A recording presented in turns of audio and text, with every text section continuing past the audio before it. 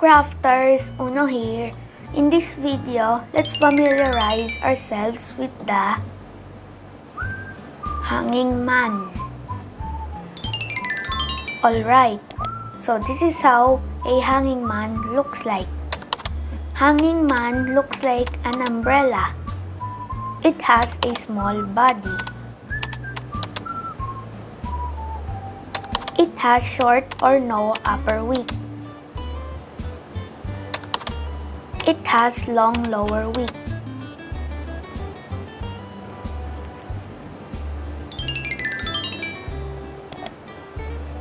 Hanging man appears after uptrend.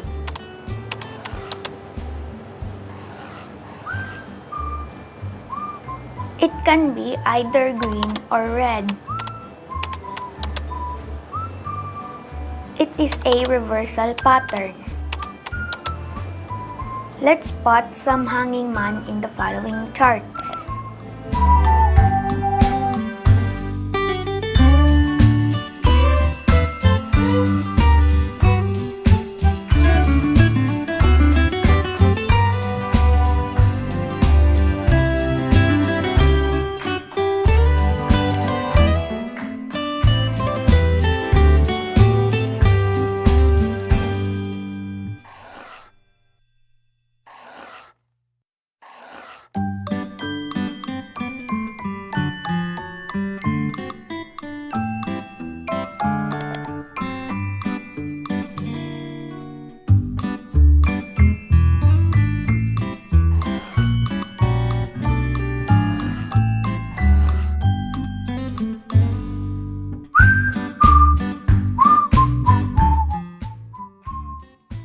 Thank you for watching.